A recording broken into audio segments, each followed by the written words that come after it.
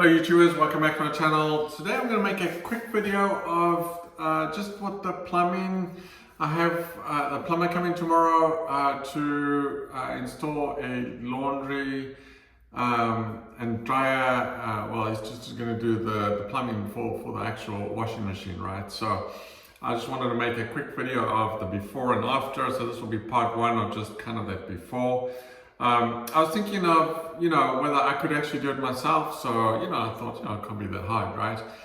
So I went off to Reddit and, did a whole bunch of research on YouTube, and I couldn't really find, I saw a whole bunch of plumbing videos, of course, which is just pretty standard in terms of, putting in a new washer, they had the pipes and the P-trap and things like that, right? But there was none that I could really find where, I had a basin and then they want a basin and then joining the dryer into that basin plumbing. But anyway, let me show you what's going on.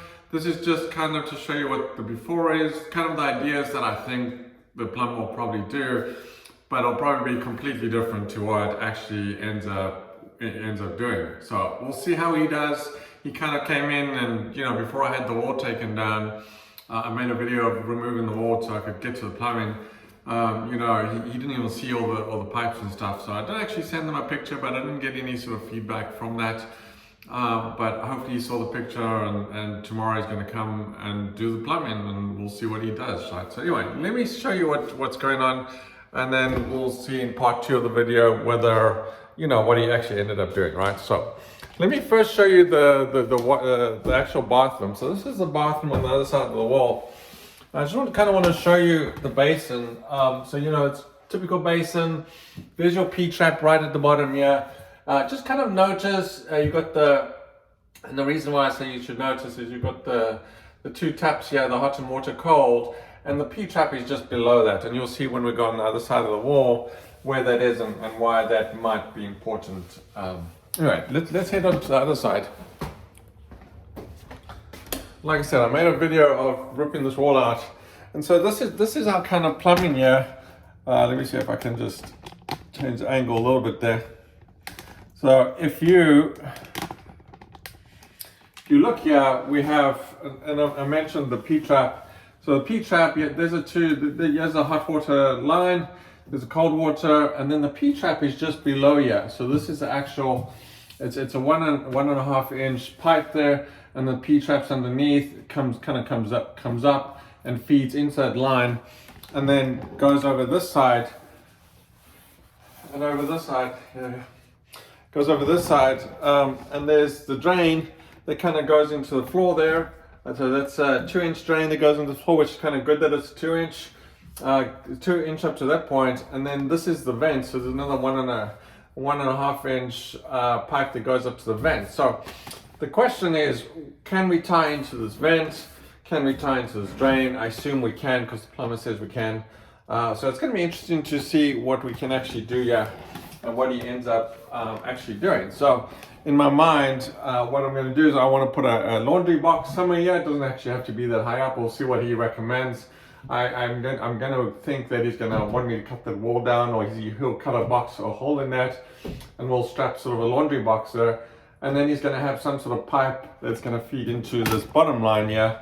And then somehow he will tap into the vent there, right? That's what I think he's going to do, right? So I kind of envisioned like this 2-inch pipe, because it has to be 2 inch, and it's got to be, the code basically says you need minimum of 20, I think it's 18 inches up to 24. So you can go up to go up to like 24 inches in height. So I'm assuming we're going to do sort of between 18, maybe 20 inches.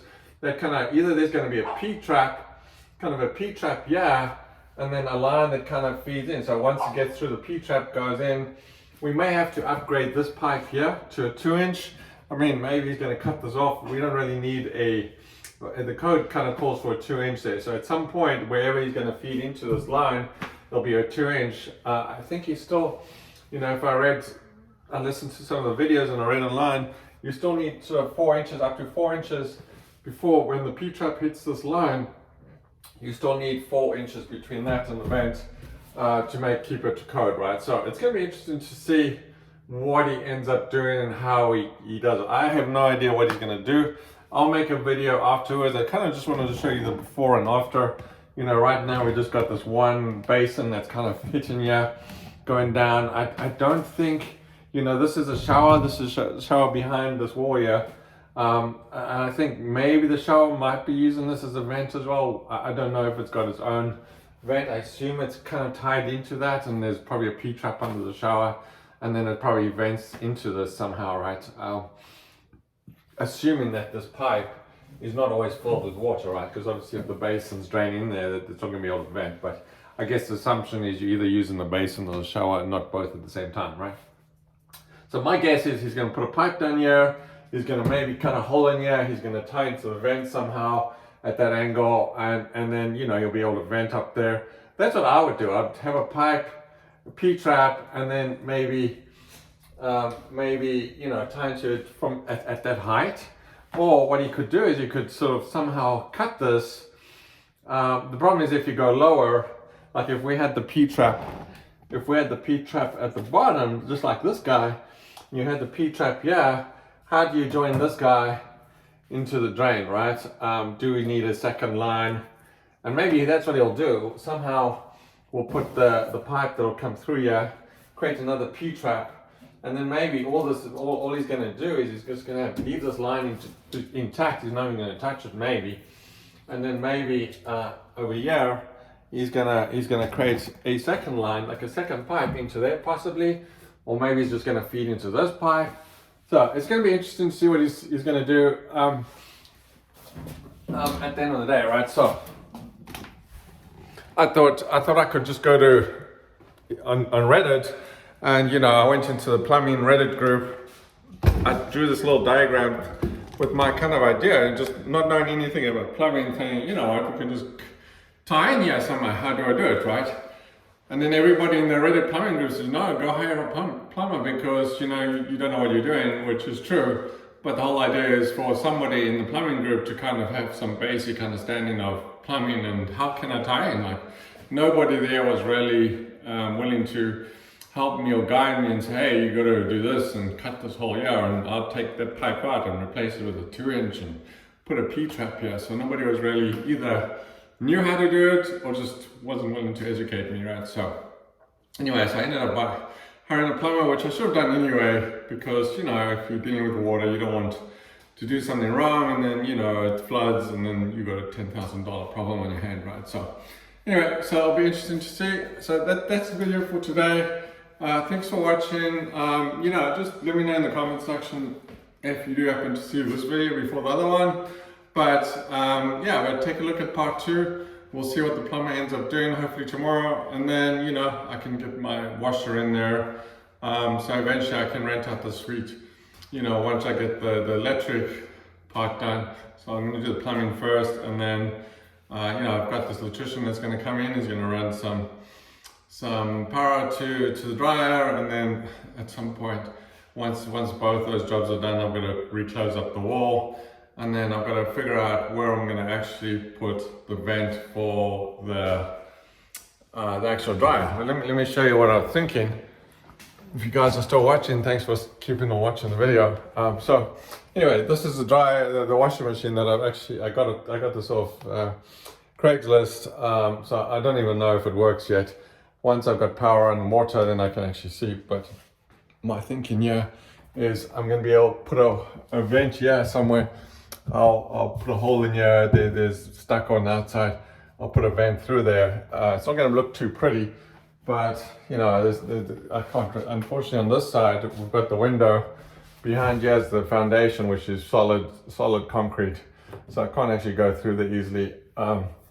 My thinking was maybe instead of putting holes in my wall and stuff, I could just create a vent for the dryer at the window. So I create a board and just kind of build something.